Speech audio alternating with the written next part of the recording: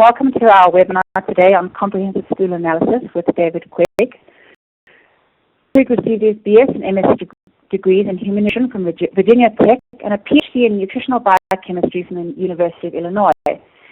After a 5-year stint as a research associate at Cornell University, he was a senior cardiovascular pharmacologist for 7 years at a major pharmaceutical company.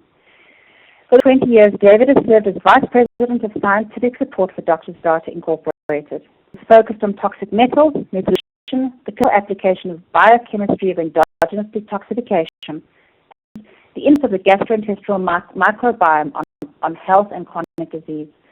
David regularly speaks at national and international medical conferences and has facilitated and co-authored an array of studies spanning exposure and retention of environmental toxicants, status, and gastrointestinal health, especially in autistic children. Well, David. Taryn, thank you for that warm welcome and introduction. Certainly makes me didn't feel old. What I'm going to do today is just jump right into our discussion of comprehensive stool analysis, and I'll just start with a brief introduction. A plethora of research over the past decade or so has clearly indicated that the gastrointestinal tract, with its abundant microbial residence, has a pivotal role in health, far beyond digestion, absorption, and timely elimination of waste and toxins.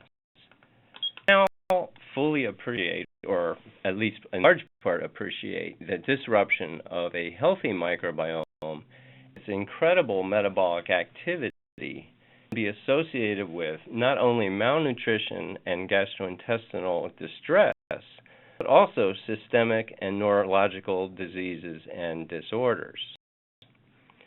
Practitioners of functional medicine have been applying the new knowledge in clinical assessment of the complex gastrointestinal microbiome and appreciate the need to address far more than traditional pathogenic microbes that are classically associated with acute GI distress and inconvenience. So I will provide an overview of a truly comprehensive, non-invasive stool analysis test and highlight some methodological advances therein that help optimize your clinical assessment and remediation of the root causes of gut-derived protracted illnesses in many of your patients. Now, I would add that I am a real stickler for methodology, so I will be touching on methods. Being a bench biochemist for several decades, I fully appreciate the importance of valid and legitimate methodologies and assays. And clinicians also should understand how test results for their patients are derived. It's important that the docs know how the test that the validity of the test results, the reliability, and also that the data provide optimal clinical sensitivity and specificity. So I will take a second or two as we proceed to point out some of the important issues with respect to methodology. Now, started, I just want to get us all on the same page with respect to terminology. When we talk about the microbiome, we're talking about the microbiota, all the microbiota, plus their genetic material. When we're talking about the metabolome, which is of much more interest to me as a biochemist, we're talking about the microbiota plus its collective metabolites. And those metabolites can be either intermediary or final products, including cellular constituents, which have either positive or negative effects on not only the gut, but also systemically and even within the central nervous system. Now, we've known for a long time that gastrointestinal health impacts systemic health. And a very wise man back in 400 BC, Hippocrates, stated that death sits in the bowels and digestion is the root of all evil. And that was a pretty profound statement for the time. And about 2,400 years later, another very bright gentleman, Dr. Jeremy Nicholson, said that almost every sort of disease has a gut-bug connection. In that manuscript, he mentioned hypertension, cardiovascular disease, diabetes, autoimmunity, inflammation, eczema, and the psychological disorders such as depression, anxiety, and even autism. The gastrointestinal metabolome, we also have to appreciate that it is a huge player in detoxification. Speaking with a prominent toxicologist from Cornell University, he stated to me that the toxicokinetic models that the toxicologists use need to be significantly revised to include the vast metabolic activity of the gastrointestinal microbiome. This is so very much appreciated by those in the pharmaceutical industry, where the pharmacology of a parent drug can be significantly affected by what goes on in the gut, and that can vary from an individual to individual and affect the efficacy of the parent compound as well as the potential toxicity associated with that compound. Now, talk about the role of the gut in detoxification. We think about pre-systemic as well as systemic detoxification. And when we talk about pre-systemic detoxification, we're talking about the role of the metabolome in the detoxification of some metal species such as arsenic and mercury, as well as some chemical entities.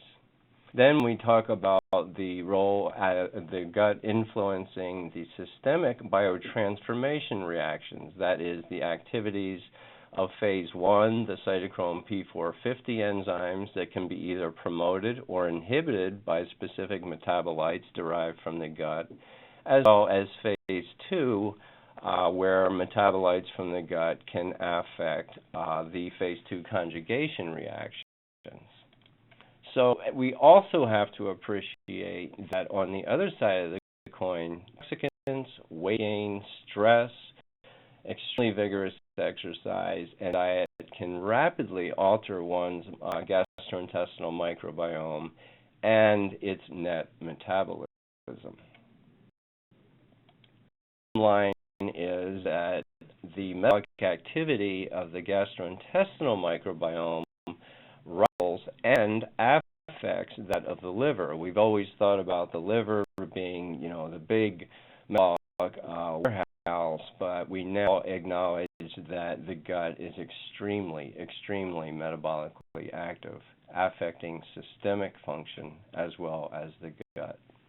So why do comprehensive stool analysis with parasitology? You can have standard microbiology performed locally, but why such a comprehensive stool analysis?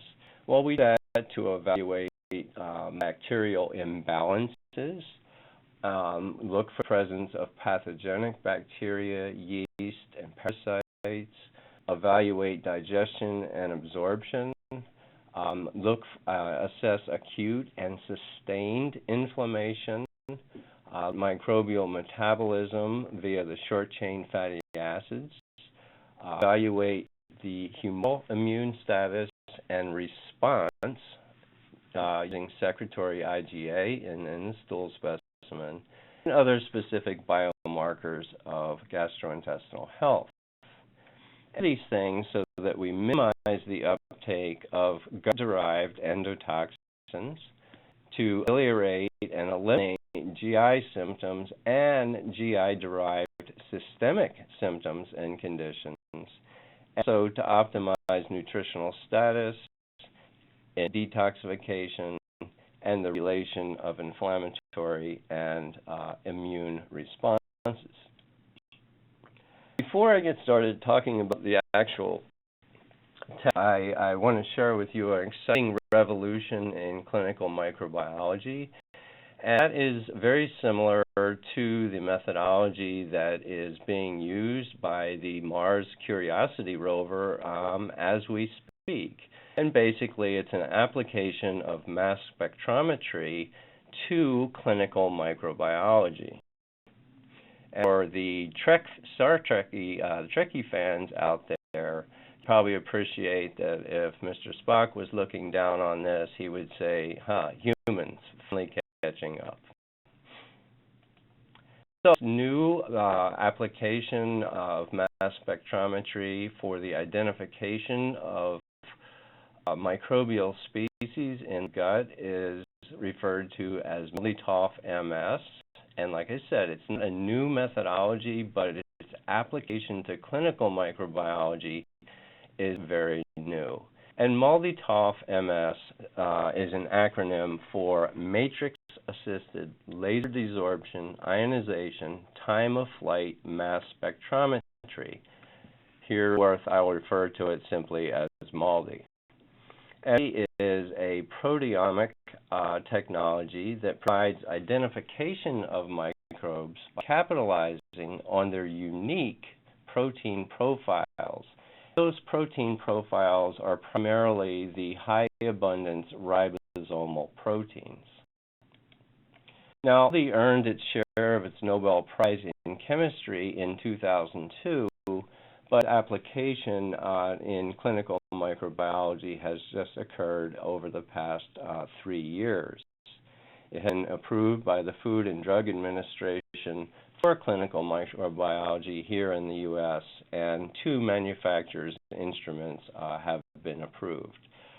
So MALDI has a great potential for identifying the greatest number of clinically relevant gastrointestinal bacteria and yeast by any commercially available approach. So, what happens with the specimens? A stool specimen is placed into a transport media. It is not a growth media. It is rather just a transport media. And once at the lab, 1 gram of the stool specimen is auto-streaked onto 10 different agar plates. We use a much greater number of plates for our initial cultivation than nearly any lab that I know of. And that includes 5 aerobic plates, 3 anaerobic plates, 1 microaerophilic plate, which just has a lower oxygen content, and a specific chromogenic media plate for a yeast. And then after incubation for between 24 hours and up to 5 days for yeast, we end up with a pure isolate or colony-forming units of specific bacteria or yeast. A technician takes a portion of the pure isolate, just a portion of a pure isolate, embeds that a portion of that colony-forming unit within a matrix on a target plate.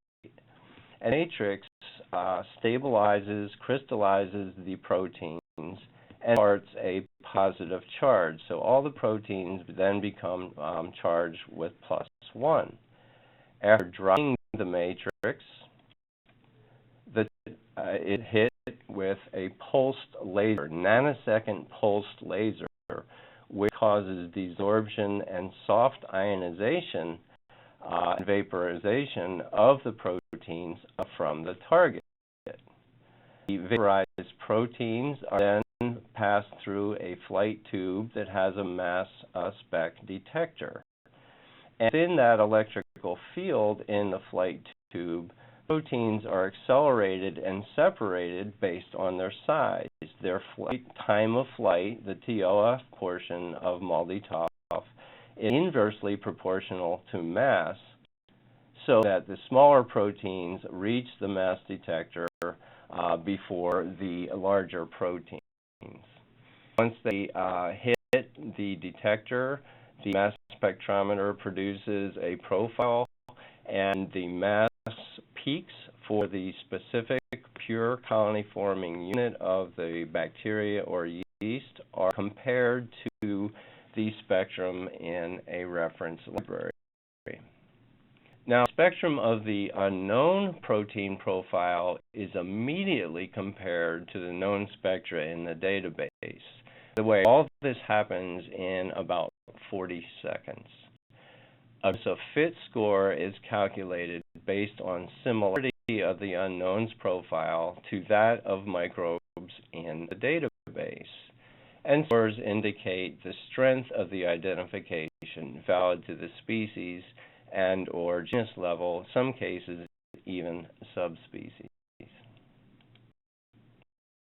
Now, of the reference database for the mass spec protein profiles really makes a big difference. And yes, folks, in this case, size does matter. In our laboratory, the unknown microbes protein fingerprint is compared to spectra in a rapidly expanding reference database. And the size of the different reference databases vary tremendously. At Doctors Data, we use the most comprehensive open reference database available, and that is a research use only and database that is manufacturer specific. And the database currently contains spectral profiles for over 1,400 different gastrointestinal bacteria and yeast, and that's growing steadily with input by the manufacturer. Important to realize that with the initial FDA approval of this technology and the instruments, were FDA cleared libraries, but they only contained about 400 different spectra for GI microbes. So looking at only 400 compared to potentially 1,400. And so it's my opinion that the use of the very limited FDA-approved databases really diminishes the tremendous potential of the MALDI technology. Look at with our comprehensive stool analysis and parasitology profile is the microbiology. And as I said, we're using very high complexity microbiology, looking at anaerobes as well as aerobic bacteria. And as you can see here, under our list of expected and beneficial flora, we have very poor growth of Bifidobacter, which I'm sure you're all familiar with its beneficial properties, no growth of Lactobacillus, no growth of Enterococcus species, which is what we refer to as insufficiency dysbiosis. Now, you'll also note that we include Clostridium species here, and that's because there are about 100 different species of Clostridium. Only 4 of those are pathogenic. And the other 96 species of Clostridium can represent between 10 and 40% of the total bacteria in the colon in a healthy individual. So, please don't be alarmed by seeing Clostridium species at 3+. If you're really interested in breaking down the Clostridium species, particularly if you're working with autism, we do have a specific comprehensive Clostridia microbiology profile where we can identify 84 of the different 100 Clostridia species.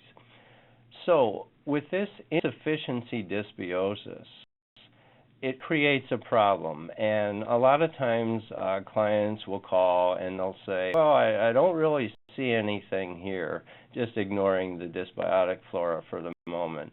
But the problem is with this insufficiency dysbiosis, with the lack of beneficial flora, we create a problem in that we have a compromised mucosal immune barrier.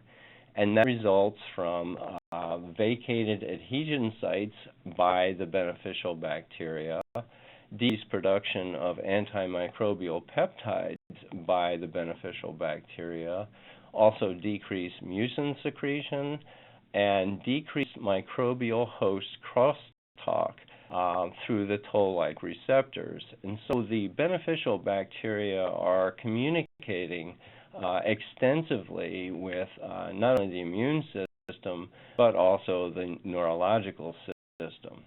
So we have this compromised mucosal barrier in this case, and you see, not surprisingly, an uprising, if you will, in the number of opportunistic or commensal bacteria. Now, this is a classic validation of a significantly disrupted microbiome. And of these commensal bacteria, I don't really see them as just being harmless and innocent bystanders that have filled the vacancies of these beneficial bacteria, because some of these commensal bacteria have significant detrimental attributes, such as the Acinetobacter, as well as other commensal bacteria, can secrete a secretory IgA-specific protease, which knocks down our immune resistance even further. So with this kind of a profile, it's basically a train wreck waiting to happen, and it's no wonder that we see eventually the presence of two different species of dysbiotic bacteria. Many of these commensal bacteria that are shown in the yellow on our report are what we call value-driven. That is, they are moved from commensal to dysbiotic bacteria when they're present at greater than 2+, 4 being the maximal. So if species such as some of the Klebsiella and the Citrobacters are present at 3 or 4+, they are shifted into the dysbiotic flora category. And that's because the Citrobacters can produce an E. coli-like enterotoxin, and Klebsiella, particularly Klebsiella pneumoniae, species pneumoniae, produces a constituent lipopolysaccharide O antigen that has very profound effects on initiating the release of pro-inflammatory cytokines, not only in the gastrointestinal tract, but also systemically, which can cause systemic inflammation. Using this wonderful new space-age technology, we can now identify many new bacteria. And by new, I mean they're not new bacteria, but they're only now able to be readily identified thanks to this wonderful new technology. One of those species is shown on the right here is the Archobacter butzleri. Now, Archobacter butzleri, we used to not be able to detect that using the old standard limited biochemical and phenotypic methods for identification. But now, using MALDI, we have detected the Archobacter butzleri, which is a significantly underestimated enteric pathogen. Again, previously undetectable unless one was using full genetic sequencing. And just in the past year, we've found over 45 different cases of Archobacter butzleri, anywhere from 1+ to 4+, so mild to quite significant. And the primary sources of Archobacter are contaminated water and food.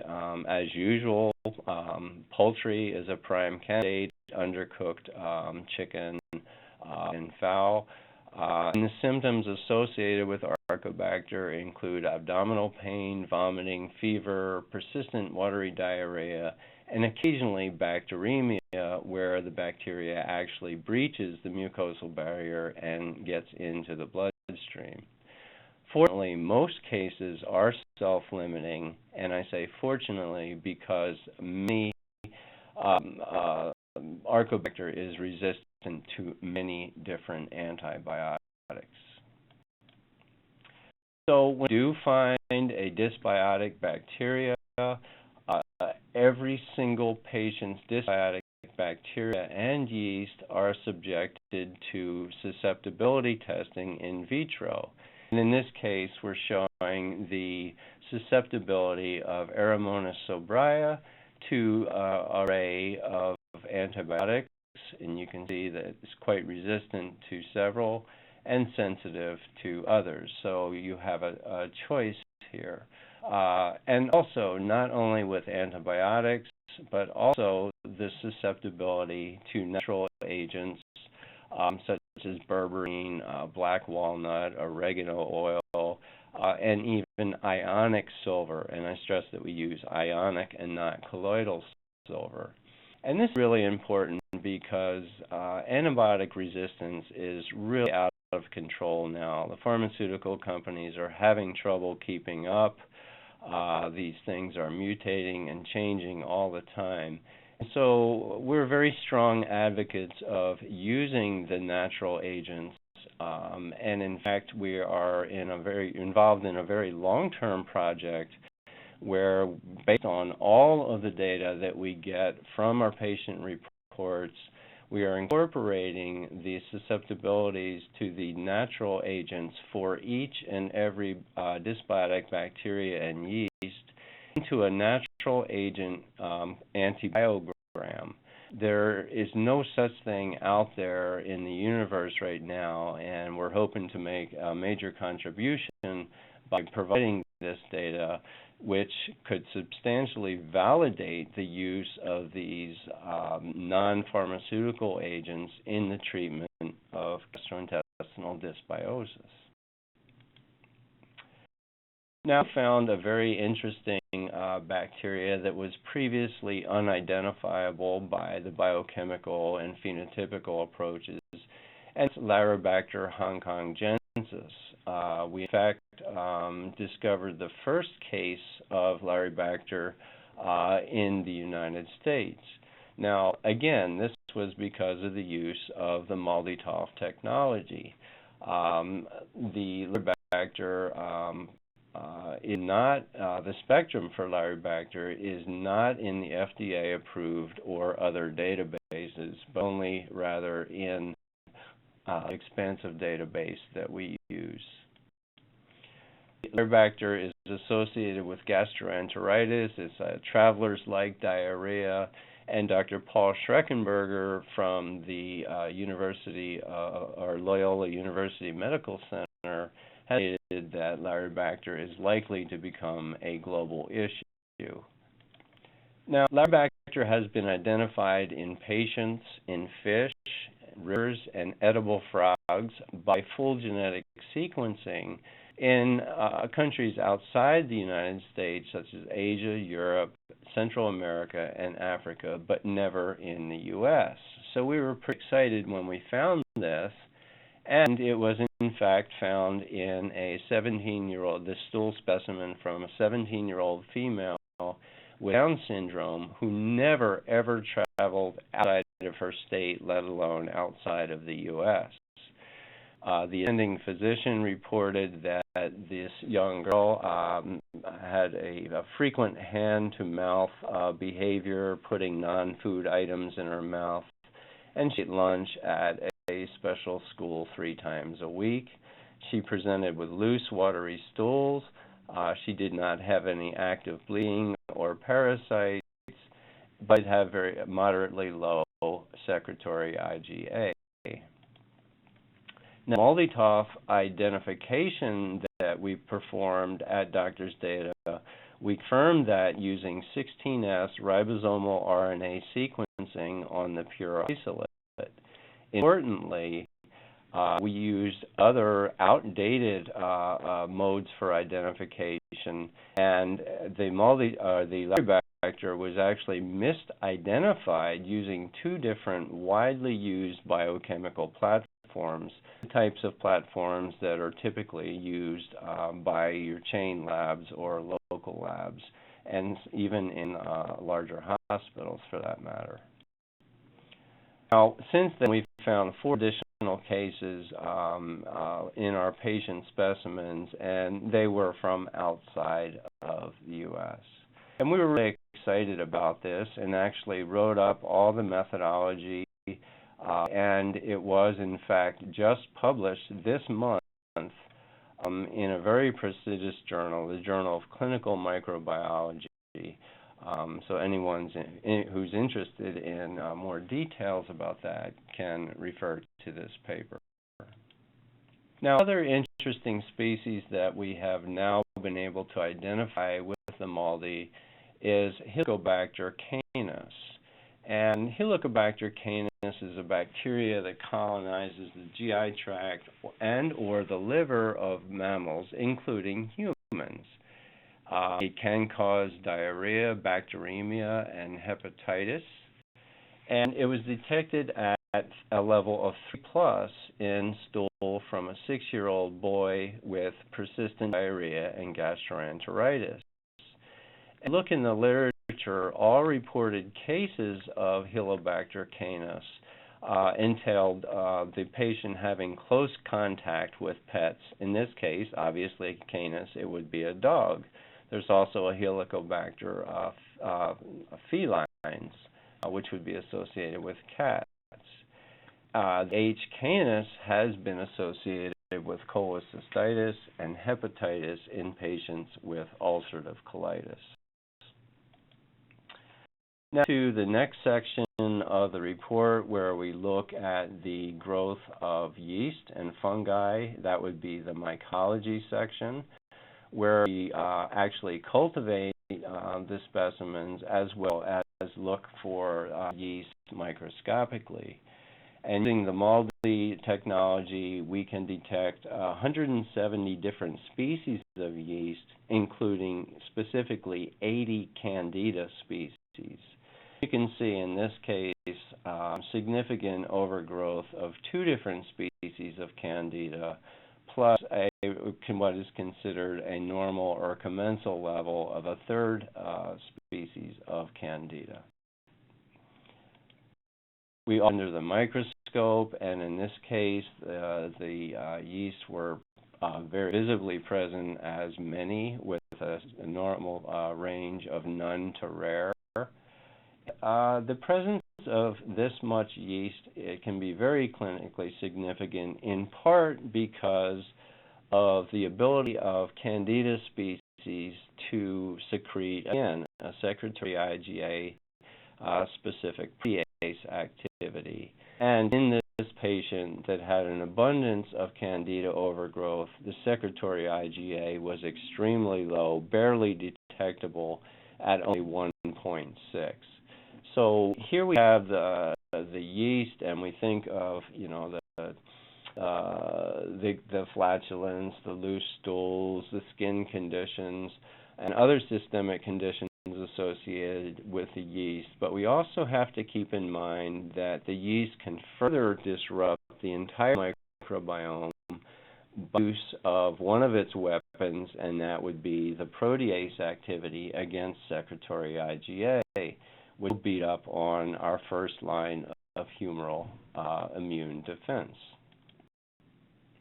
As with dysbiotic bacteria, anytime we find dysbiotic yeast, we will do the in vitro susceptibility testing using the disk diffusion method, and see here again testing for susceptibility against a wide array of natural and botanical agents. In this case, the caprylic acid and the plant tannins were effective for all 3 strains of the Candidas, but we also look at the non-absorbable prescriptive nystatin, as well as the systemically available, bioavailable azole drugs.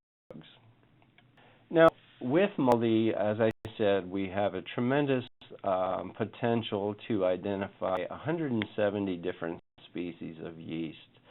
And many of those yeast are categorized as environmental fungi. And there is some question with respect to the pathogenicity of these environmental yeast.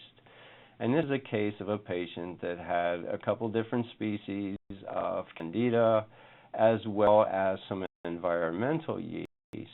The one of particular note is known as Exophialia dermatitis. And the spectral profile for Exophialia is not in the limited MALDI databases. nor the FDA approved databases.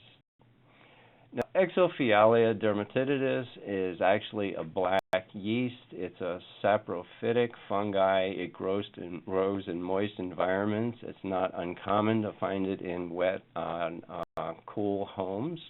It colonizes the human gastrointestinal tract, and over the past 2.5 years, we have detected 100 cases of environmental yeast growing in the GI tract of our human subjects.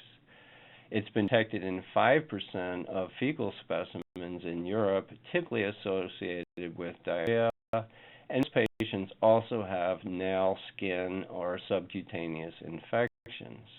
It can cause systemic and pulmonary infections, particularly in those who are immunocompromised.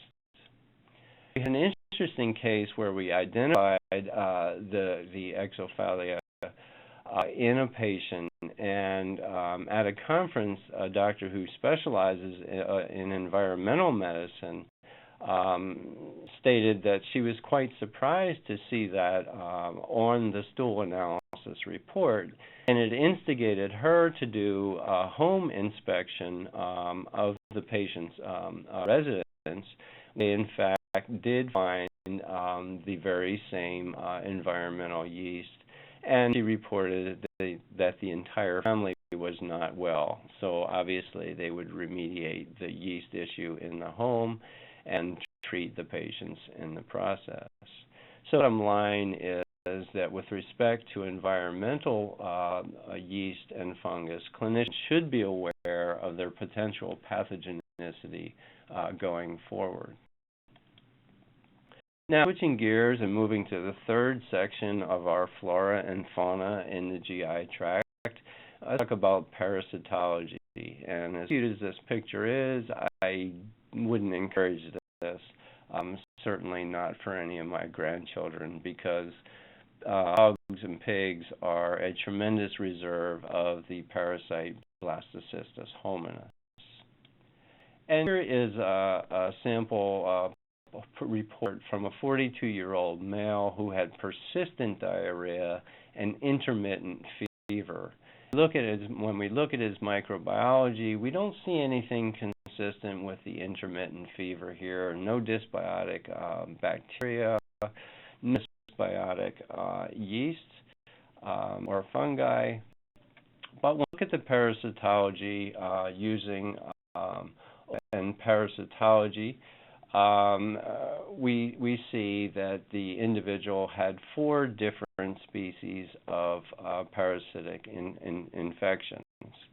And that's just by the microscopy using 10 and 100x magnification, but also use sensitive immunoassays for parasitic species such as Giardia and Crypto that are not so readily visible under the microscope. In total, we can detect up to 50 different parasitic species. And whenever you see the term cysts reported for a particular parasite, it's worthy of consideration of treatment. The cysts are basically the incredibly protected form of the egg of the parasite. It's essentially encased in cement and iron, if you will. And that form, the cyst form, is the form that is causes readily transfection among different family members, and even to and from pets. Now, there's been some controversy over whether or not Blastocystis hominis is simply an opportunistic or commensal parasite.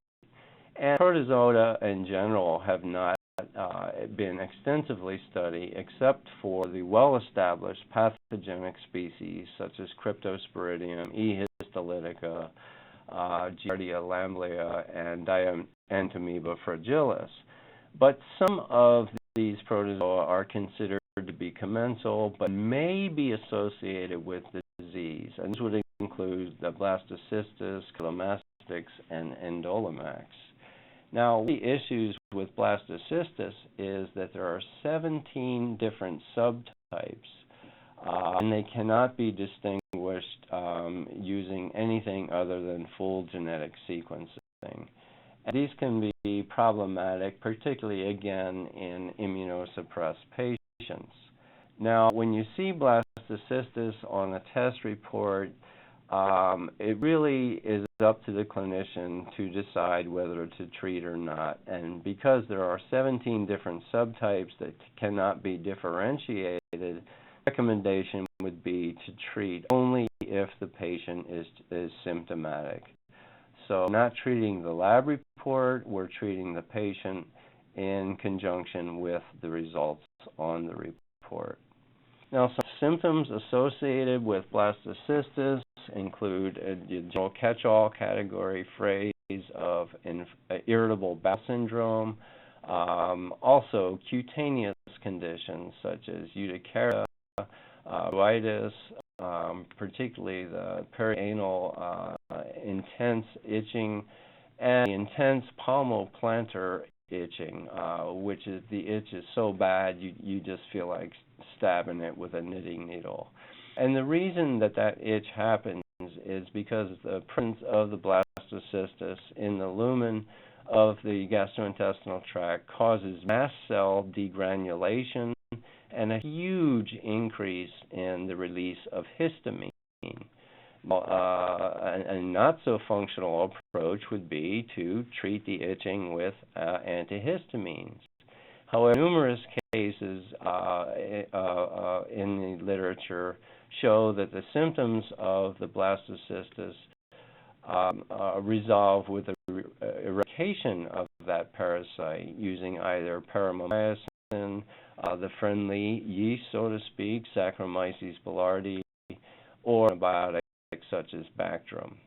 But do keep in mind that short-term, you will likely see short-term exacerbation of symptoms with the die-off of the yeast, and in which case many docs will use a combination of the antiparasitic treatment along with activated charcoal to absorb any toxins that are released during the killing of the blasto.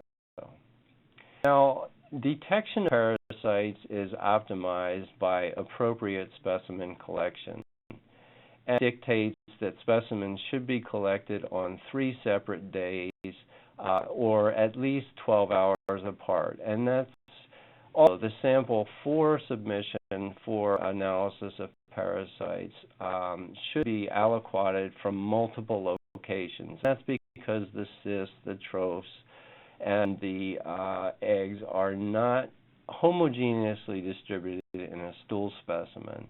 So having the patients collect from various locations in the bowel movement is very important. Retrospective studies, it was determined that 3-day, separate day collections were optimal. In one study of 175 patients with a single parasitic species, they were re-examined within 14 days. On the first day, they recovered 58% of the parasites. On the second day, 79%. And finally, by day 3, 100%. In a large study of 373 specimens from a high parasite prevalence setting, they found again that when 3 specimens were provided, detection rates were about 76% on the first day, 92% on the second day, and complete identification by the third day. So it really is advantageous to do more than parasitology times 1. 3 is the optimal benefit to cost ratio. There's some misinformation out there that pooling the 3 separate specimens increases the ability to detect parasites, and there's absolutely no proof of that in the literature. The fact of the matter is that all stool specimens for parasitology should be concentrated prior to ova and parasitology. And using an O and P times 3, each specimen is concentrated and a total of 6 slides are prepared. Now, one pulls all 3 of the collected stool specimens and concentrates them.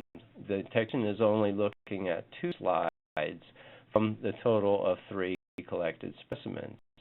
Now, it's beneficial for the laboratory because it saves time and labor, but in a split study where they compared individual or pooled specimens, the positives for parasites for the individually examined specimens, the 3 separate days, was 39%, and really no difference for the pooled concentrated specimens at 36%. Additional studies show the same type of results being equal for protozoa. So taking all 3 specimens and combining them for one analysis at the laboratory does not increase the sensitivity. And this is an example of a split analysis from an individual who collected 3 different stool specimens. And in our laboratory, we looked at the 3 separate days separately. You can see Blastocystis hominis in all 3 specimens at the level of many, and also Dientamoeba fragilis tropes. And this is not unusual because co-infections are common. Well, macroscopically for worms, it was negative. But when the same specimen the 3 specimens were concentrated and pulled into one specimen and analyzed at another laboratory, they were only able to find Blastocystis hominis at moderate levels and completely missed the Dientamoeba fragilis. So there's really no major advantage to pulling specimens. Switching gears again and talking about biomarkers of the assessment of gastrointestinal health and function, the general markers. First one of great importance is the humoral immune response. That's secretory IgA. And you'll notice that we have a reference range because secretory IgA is distributed on a normal bell-shaped curve in a population, so we have a low and a high. And when one sees low secretory IgA and the patient does in fact have dysbiotic bacteria or yeast, that's an inappropriate immune response or a lack of an appropriate immune response. And one can help that situation using Saccharomyces boulardii and the nutrients zinc, vitamin A, and vitamin D, all of which have been shown in the literature to increase secretory IgA production. One sees a very high secretory IgA greater than the reference value, and the patient does in fact also exhibit dysbiotic bacteria or yeast. It's an appropriate immune response. That's desirable. So being higher than the reference value in the presence of dysbiotic flora is actually a positive thing, and it probably would be a good idea to also support that production of secretory IgA clinically. Now, IgA, as you know, constitutes 80% in the gut of 80% of the total body secretory IgA, and it's the first immunological response to enteric pathogens, and it provides immune exclusion. So the secretory IgA binds to very specific epitopes on the foreign invaders, and that prevents their adhesion and mobility and their ability to grow and attach to the mucosal epithelial cells. So the trapped invaders by the secretory IgA are trapped in the mucus, and then they're excreted via peristaltic and mucociliary activities. Now, candidiasis can be associated with very low secretory IgA despite normal levels of IgA in blood. And again, that's back to the secretory IgA-specific proteases that are secreted by certain bacteria, and particularly the Candida yeast. IgA is also very important because it's also the only immunoglobulin that can downregulate the pro-inflammatory cytokine response to bacteria, pathogenic bacteria, and other antigens. So secretory IgA is very, very important. Sustained elevations in secretory IgA are common for up to 4 to 6 weeks after a gastrointestinal virus. So if there are no dysbiotic bacteria, yeast, or parasites, secretory IgA is elevated. Ask if the patient has had a gastrointestinal influenza in past weeks. So to our chronic candidiasis, this is a 6-year-old female with persistent symptoms of yeast overgrowth, and you can see this is a quite bad situation. This is commonly what one would see if one had an inherited secretory IgA deficiency, 3 different species of Candida at very high levels. And sure enough, when we looked at the patient's secretory IgA, it was extremely low, further emphasizing the importance of secretory IgA, evaluating it and supporting its production. Biomarkers for gastrointestinal health, inflammation is very important. And the biomarkers for inflammation provide non-invasive assessment of active inflammatory and immune responses. They're neutrophil-derived proteins measured by sensitive immunoassays. Specific proteins that are measured can be elevated in stool associated with intestinal infections, inflammatory bowel disease, IBD, the abuse of non-steroidal anti-inflammatory drugs, colorectal cancer, and possibly, just possibly, celiac disease. So we add 3 specific protein biomarkers in the stool specimen for inflammation. And this is a pretty sad case of a 2-year-old female who had failure to thrive. And you can see that her markers, the lactoferrin and calprotectin, which are IBD specific, were very elevated, as was the lysozyme. So this is a good situation for a 2-year-old. So general inflammatory marker that we look at is lysozyme, which is really an enzyme with bactericidal properties. And lysozyme is elevated in the stool with enteric pathogens and very elevated during active inflammatory bowel disease. It may be elevated with irritable bowel syndrome or celiac disease, but celiac is rather nonspecific, and in fact, lysozyme has very poor specificity, clinical specificity for inflammatory bowel disease and celiac disease. So also look at very specific markers for inflammatory bowel disease versus just irritable bowel syndrome. And the first of which is lactoferrin. And lactoferrin, as you know, is an iron-binding glycoprotein. It's markedly increased in stool with ulcerative colitis and Crohn's disease, but not irritable bowel syndrome. So looking at lactoferrin versus lysozyme facilitates differentiation between inflammatory bowel disease, which can be life-threatening, and inflammatory bowel disease versus irritable bowel syndrome.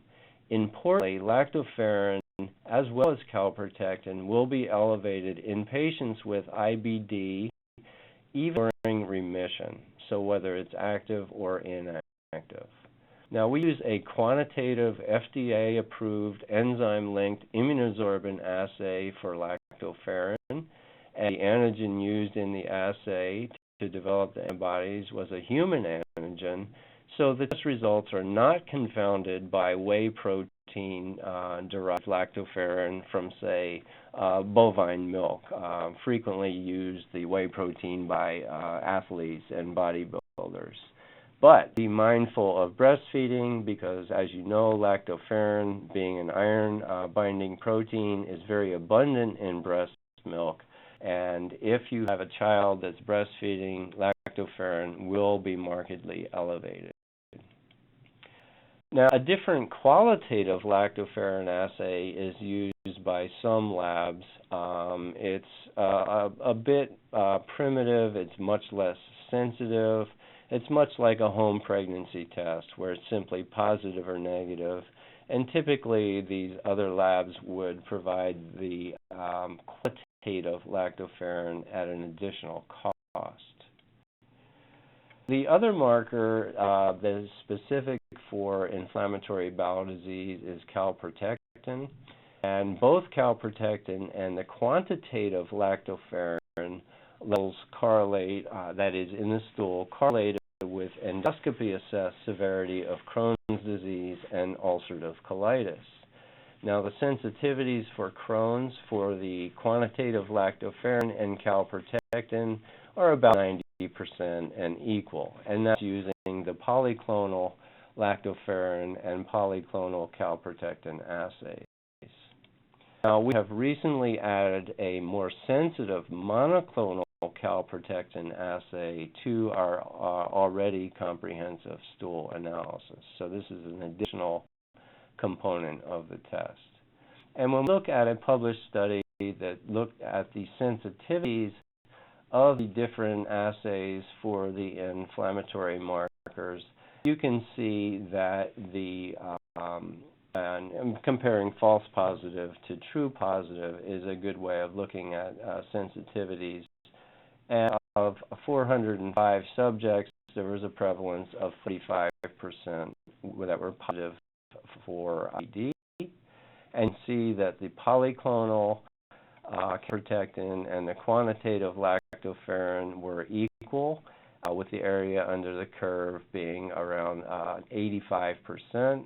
However, using the monoclonal calprotectin assay, there was about 10% greater sensitivity. So we followed up on this study and did our own in-house study where we looked at 3,500 patients, 17% of which were positive for calprotectin and or lactoferrin. So of that 17%, 9% were positive for both calprotectin and lactoferrin, but there were some discordant results, and that is there were almost 3% of the positive cases were negative for calprotectin, positive for lactoferrin. And when we looked at this data more closely, we saw that about half of these subjects were less than or equal to 2 years of age. We work with a lot of autistic children. And so again, it's very important to be mindful of breastfeeding because you get a false positive for lactoferrin. Now, in the discordant results where we had calprotectin positive and lactoferrin negative, that was in about 5% of the 3,500 patients.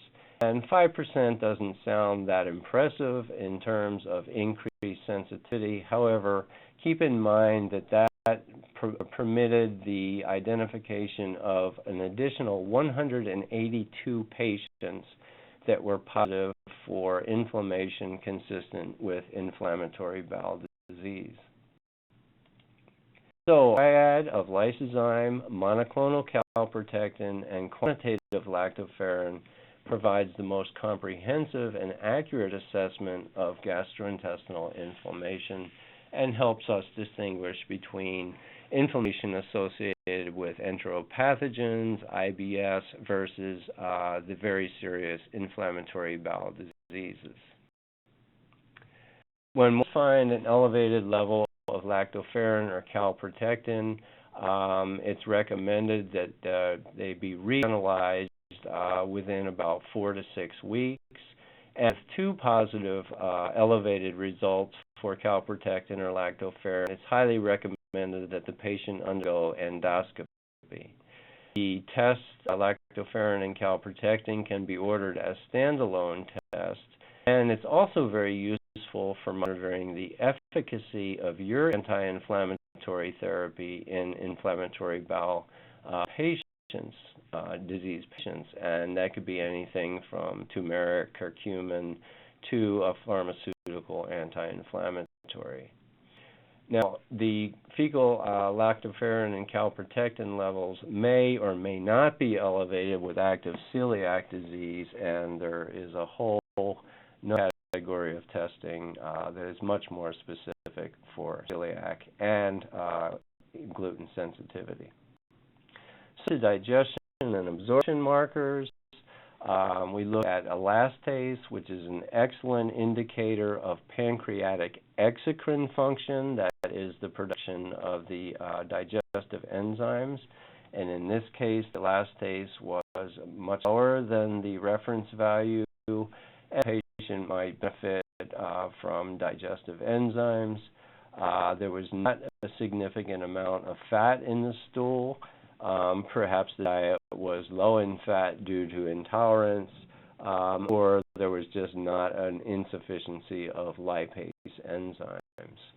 With respect to muscle fibers and vegetable fibers, those are very commonly reported, and when you see those in stool, it's really not an indication so much of enzyme insufficiency, but a lack of mindful eating, that is slow chewing, sitting down and relaxing and eating, and not eating in the car after going through the drive-up window. Now, the last marker that we look at for effective digestion and absorption is carbohydrates, specifically simple sugars. There should be no simple sugars down in the colon.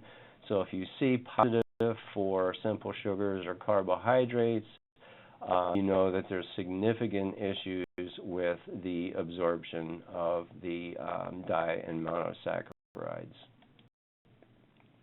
Other intestinal health markers include red blood cells, which indicate active bleeding lower in the large bowel, which is very different than occult blood, of course, which occurs up in the upper part of the bowel. But also pH. I pay a lot of attention to pH because when you see a very abnormally low pH, to me it's an indication of a very rapid transit time. That is, the acidic contents from the stomach pass rapidly through the bowel, and so that they're coming out in the stool with a very acidic pH. And that can be confirmed or refuted by looking at the reported appearance of the stool noted by our technicians, and in this case the consistency was very loose and watery, which again is consistent with a very rapid transit time and a low pH. Now, an important aspect of the beneficial bacteria is their production of the short-chain fatty acids, and that is the saccharolytic fermentation of soluble fiber. And to me, this is a really, really slick system that's set up in the human body, where we have the inability to digest soluble fibers, and so therefore they make their way all the way down to the colon, where they are the primary fuel for the enterocytes generated, the short-chain fatty acids generated by the beneficial bacteria. Those soluble fibers include inulin, fructooligosaccharides. They're high in chicory and Jerusalem artichoke. Now, specific short-chain fatty acids, butyrate is a fuel for the colonocytes. They do not derive any energy from circulation. They only get their fuel from the short-chain fatty acids. Propionate, another short-chain fatty acid, inhibits cholesterol biosynthesis. Acetate is a fuel for both skeletal and cardiac muscle. Short-chain fatty acids mediate microbial host crosstalk. That is, the body actually listens, so to speak, to the short-chain fatty acids and helps regulate inflammatory and immune response, and that's through G protein-coupled receptors. Now, butyrate is also has a key role in the regulation of inflammation in the gut and stimulates gastrointestinal healing. Butyrate may also aid in the prevention of colorectal cancer. Now, look at short-chain fatty acids. We look at their relative distribution among the total short-chain fatty acids as well as the absolute concentrations. So, acetate, propionate, and butyrate, which are produced by saccharolytic or carbohydrate fermentation, we can see a normal distribution of the short-chain fatty acids. Valine is produced by proteolytic fermentation. That was also normal, so that would appear at the surface as looking good.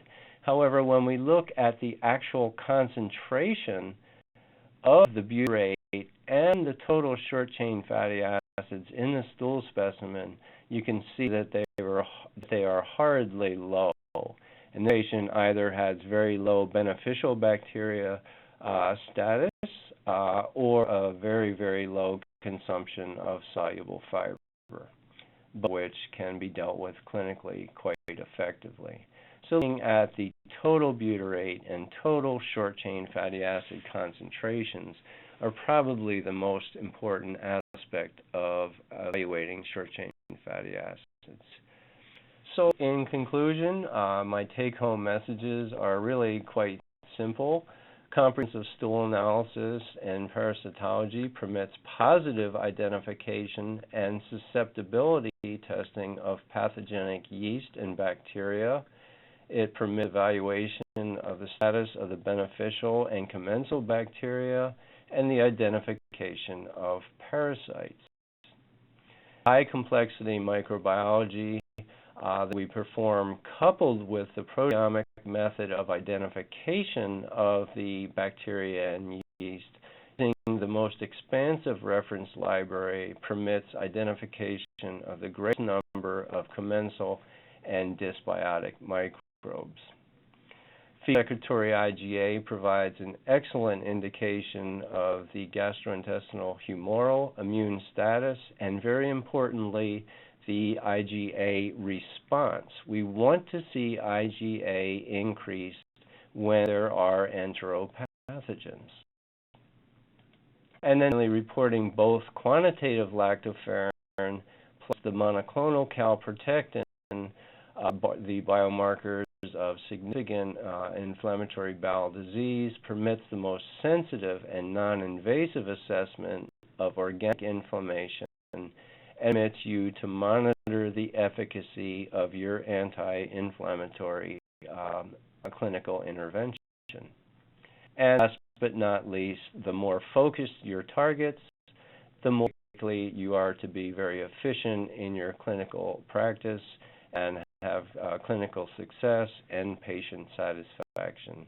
And I thank you kindly for your attention, and if you have any questions, please send them on. Thanks again.